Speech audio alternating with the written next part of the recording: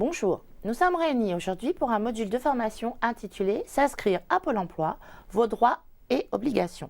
Puisqu'il est vrai que quand on a été longtemps salarié, se retrouver demandeur d'emploi et être obligé de s'inscrire à Pôle emploi peut soulever un certain nombre de questions et faire un peu peur devant l'ensemble des formalités à respecter.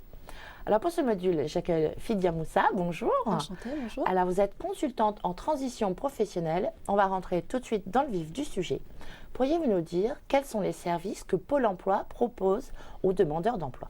Absolument. Déjà, ce qu'il faut savoir, c'est que suite à la fusion en 2009 entre l'Agence nationale pour l'emploi, qui était l'ANPE, et les ACEDIC, aujourd'hui, Pôle emploi a une double mission. Dans un premier temps, indemniser les demandeurs d'emploi et enfin faciliter leur retour à l'emploi sur le marché du travail. Cette mission passe notamment par différentes prestations qui sont proposées par le Pôle emploi, à savoir assurer une nouvelle formation pour acquérir de nouvelles compétences ou parfaire ces mêmes compétences, la possibilité de participer à des ateliers à thème sous différentes thématiques concernant de la création d'entreprise par exemple ou un projet de reconversion.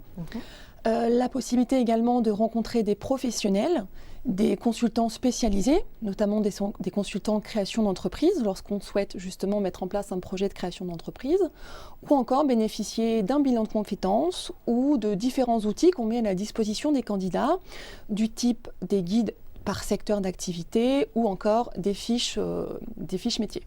Il est important aussi de noter que le Pôle emploi a aussi une mission plus générale qui intervient aussi bien auprès des demandeurs d'emploi que des personnes qui sont en activité et qui souhaitent apporter une nouvelle dynamique à leur projet de recherche d'emploi, et aussi auprès des entreprises et des employeurs en leur apportant des conseils, notamment pour toutes les phases de recrutement quand les entreprises souhaitent justement passer sur des politiques de recrutement. D'accord. Alors, quelles peuvent être les raisons de s'inscrire à Pôle emploi ? Alors, vous pouvez vous inscrire à Pôle emploi dès lors que vous êtes à la recherche d'un emploi. Pour autant, on vous met directement dans une catégorie de demandeurs d'emploi. Parce que vous êtes dans une catégorie de demandeurs d'emploi, vous n'êtes pas forcément inscrit. D'accord. Voilà, il y a quand même un certain nombre de choses à respecter. La disponibilité à occuper un emploi n'est pas un critère de l'inscription. Donc vous devez justifier de votre inscription auprès de Pôle emploi. Il est justement à ce propos conseillé de s'inscrire le lendemain de son dernier jour de travail pour qu'on puisse justement prendre en compte la date d'inscription, le jour de la convocation à son premier entretien. Ce premier entretien va être très important puisqu'il va permettre d'ouvrir des droits à une indemnisation et d'un accompagnement par un conseiller Pôle emploi. D'accord. Alors maintenant, quelles sont les formalités qu'il faut respecter pour pouvoir s'inscrire à Pôle emploi? L'inscription est très simple, elle se déroule en 2 étapes. D'abord, le demandeur d'emploi doit formaliser une demande d'inscription, soit par Internet sur le site de Pôle emploi, soit par téléphone en composant le 39 49. Ensuite, il sera convoqué à un premier entretien pour finaliser son inscription. À ce sujet, pendant l'entretien, on va lui demander d'apporter un certain nombre de justificatifs, tels que sa carte d'identité, sa carte d'assuré social, son relevé d'identité bancaire et bien évidemment les attestations de ses anciens employeurs pour permettre une prise en charge de l'allocation de retour à l'emploi. Alors on entend parler de l'évaluation des compétences et des capacités professionnelles. Est-ce que cette évaluation est obligatoire pour tous les demandeurs d'emploi ? L'évaluation des compétences et des capacités professionnelles permet aux demandeurs d'emploi de valider ses compétences et ses capacités professionnelles correspondant à un emploi ou à un métier recherché. Elle peut également lui permettre d'identifier d'autres emplois ou métiers périphériques sur lesquels il peut se positionner au vu de ses compétences, de ses capacités professionnelles et du marché de l'emploi.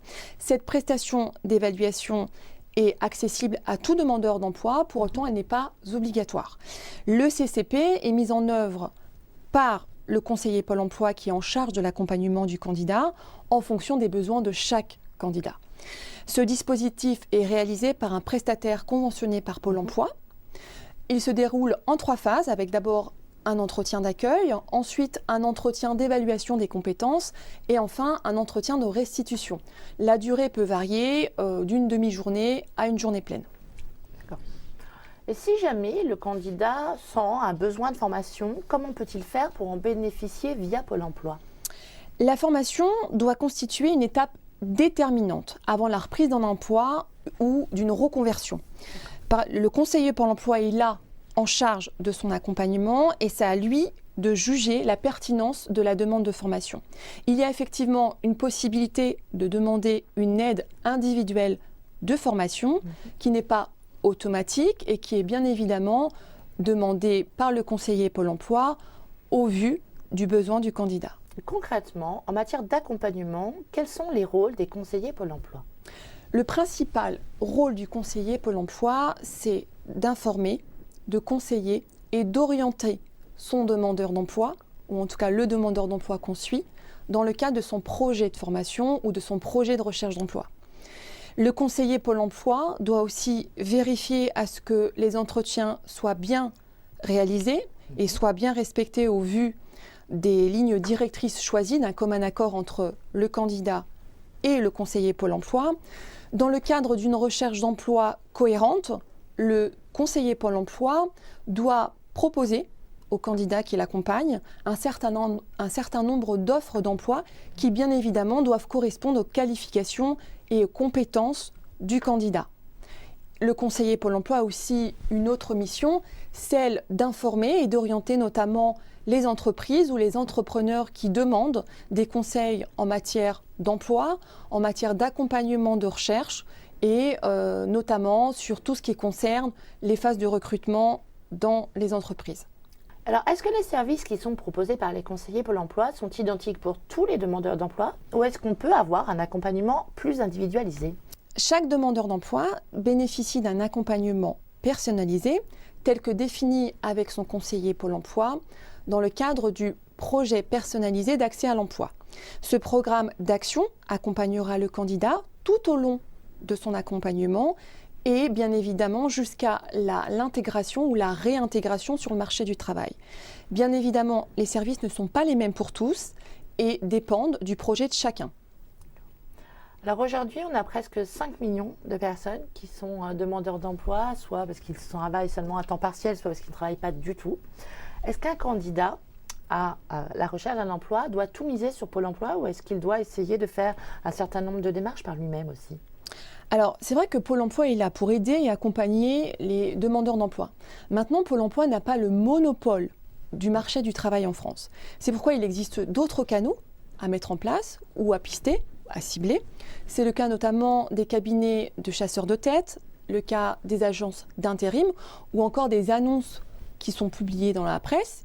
Il y a aussi des offres qui ne sont pas pourvues dans la presse, qui en tout cas ne sont pas connues, on va dire des conseillers Pôle emploi. Des conseillers Pôle emploi. En tout cas, elles sont pourvues, ces annonces, par le bouche à oreille. C'est pourquoi il est essentiel pour le candidat de maintenir une veille sur son réseau personnel via ses connaissances familiales, amicales, ses anciennes connaissances professionnelles. Et moi, je conseille énormément aux candidats d'aller sur Internet, de maintenir une veille sur les sites Internet relatifs à l'emploi ou encore sur les réseaux professionnels du type Viadeo, LinkedIn ou Facebook. Alors si on rentre maintenant dans un cas peut-être un petit peu plus particulier, donc un demandeur d'emploi qui ne cherche pas un travail mais qui souhaite créer son entreprise, est-ce que Pôle emploi a un certain nombre de services particuliers à lui proposer ? Aujourd'hui, ce qu'il faut savoir, c'est qu'une entreprise sur deux est créée par un demandeur d'emploi.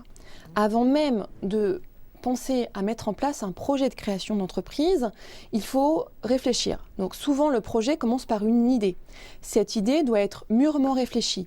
Elle peut notamment venir d'une formation initiale, de son passif au niveau de ses expériences professionnelles, un savoir-faire particulier.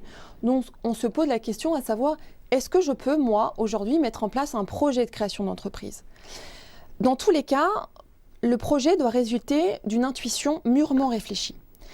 Pôle emploi, justement, met à la disposition des demandeurs d'emploi qui souhaiteraient mettre en place un projet de création d'entreprise un certain nombre de prestations.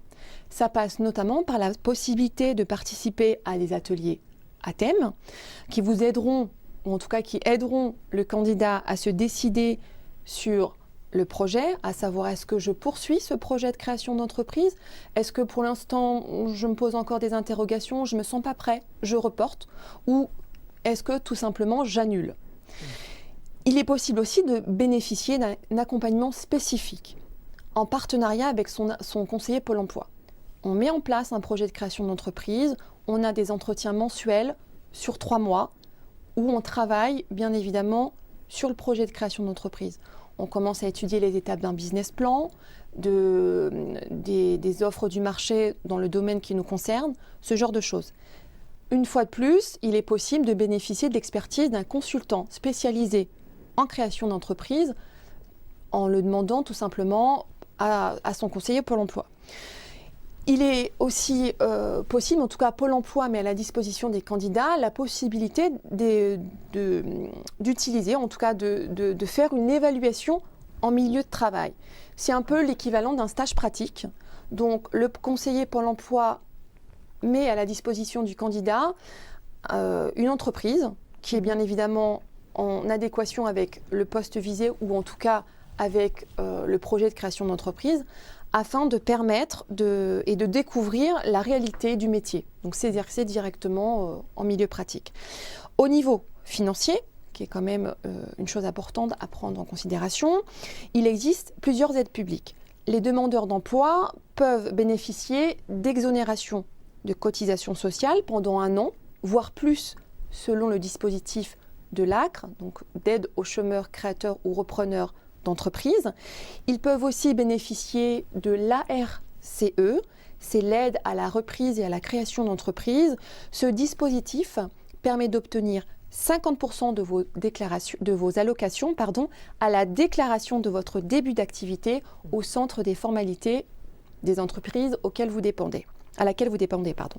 Le conseiller Pôle emploi, bien évidemment, est là pour indiquer les démarches possibles et orienter au mieux le candidat dans sa demande de projet de création d'entreprise.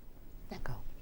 Alors on a vu toute la partie retour à l'emploi, que ce soit un nouveau travail ou une création d'activité. On va passer sur la côté indemnisation. Pourriez-vous nous expliquer quelles sont les conditions qui permettent d'être indemnisé par Pôle emploi ? Bien sûr, aujourd'hui, si vous perdez votre emploi, vous n'avez pas automatiquement droit aux allocations chômage. Pour cela, vous devez bien évidemment remplir un certain nombre de conditions. D'abord, il faut bien évidemment justifier d'une perte involontaire de son emploi. Ensuite, il faut avoir travaillé au moins 4 mois, ce qui équivaut à peu près à 122 jours sur les 28 derniers mois ou sur les 36 derniers mois pour les plus de 50 ans. Ensuite, il faut être apte à l'emploi. Il faut avoir une capacité physique à pouvoir travailler. C'est essentiel. On a aussi besoin d'être à la recherche active d'un emploi. C'est-à-dire que nous devons prouver de manière permanente que nous sommes en recherche d'emploi. Ensuite, il ne faut pas pouvoir prétendre à sa retraite à taux plein, puisqu'on ne peut pas choisir entre les allocations chômage et sa retraite à taux plein. Une précision supplémentaire, la Convention du 14 mai 2014 met en place ce qu'on appelle les droits rechargeables à l'assurance chômage, et cela depuis le 1er octobre 2014. Ce qui veut dire que certains chômeurs qui ont l'habitude d'alterner des périodes de chômage et des périodes de travail de courte durée peuvent accumuler des droits au chômage puisqu'ils sont toujours en activité. D'accord. Alors à partir du moment où le demandeur d'emploi est indemnisé par Pôle emploi, quelles sont les obligations de ce demandeur d'emploi ? S'inscrire à Pôle emploi ne suffit pas pour bénéficier de l'ARE, de l'allocation de retour à l'emploi. Il faut respecter un certain nombre d'obligations. D'abord, il faut définir en partenariat avec son conseiller Pôle emploi son projet personnalisé d'accès à l'emploi. Le jour de l'inscription, vous allez venir, vous allez être convoqué pour finaliser votre inscription et en même temps, avec votre conseiller Pôle emploi, vous allez mettre en place votre projet personnalisé d'accès à l'emploi qui va définir un nombre d'actions à mettre en place pour justement aboutir à un repositionnement sur le marché du travail. Ensuite, il faut actualiser sa demande. C'est essentiel. Il faut informer chaque mois le demandeur d'emploi est tenu de déclarer s'il recherche toujours un emploi ou pas. il dispose de 72 heures pour signaler tout changement de situation, à savoir s'il a connu une période de maladie ou encore une période de maternité. En tout cas, il se doit de manifester tout changement. Et ça, il peut le faire soit sur Internet, soit bien évidemment par téléphone au 3949. Le demandeur d'emploi se doit aussi de répondre aux convocations de Pôle emploi. C'est-à-dire qu'il est contraint à venir à chaque convocation, soit par son conseiller Pôle emploi, pour apporter un suivi sur son accompagnement, ou assister à des réunions d'information, ou encore à des réunions de formation. C'est une obligation, il s'est engagé dans son plan personnalisé à respecter ses actions. Est-ce qu'il n'y a pas un autre critère pour continuer à être indemnisé qui est rechercher activement peut-être un emploi? Absolument, rechercher activement son emploi est un critère important, voire même essentiel, puisqu'à chaque entretien de convocation de votre conseiller Pôle emploi, vous allez devoir justifier de votre recherche d'emploi. Cette justification, en tout cas, on va vous demander d'apporter des justificatifs, soit des lettres de réponse aux entretiens d'embauche, soit la participation à des forums, à des salons sur le secteur d'activité choisi, ou en tout cas sur le métier que vous souhaitez réaliser. Le demandeur d'emploi, effectivement, doit être en recherche active d'emploi, ce qui veut dire qu'il doit prouver sa recherche d'emploi en présentant à son conseiller Pôle emploi, notamment des courriers de réponse aux lettres de candidature, des invitations à des entretiens ou encore la participation à des salons ou à des forums sur l'emploi. Il doit aussi accepter une offre raisonnable d'emploi. Une offre raisonnable d'emploi est définie à partir de 3 éléments essentiels du projet personnalisé du demandeur d'emploi, à savoir le type d'emploi recherché, la zone géographique privilégiée et le salaire attendu. Toutes ces obligations sont prévues et sont expliquées, bien évidemment, par le conseiller Pôle emploi lors du premier entretien d'inscription. Et pour conclure donc cette formation sur s'inscrire à Pôle emploi, je crois que vous avez un dernier conseil pratique à nous donner. Absolument. Je recommande à tous les candidats de respecter les actions qui ont été validées en partenariat avec leur conseiller Pôle emploi et de respecter au mieux les engagements. Voilà. Madame Moussa, merci beaucoup pour toutes ces informations. Merci à vous de m'avoir reçue.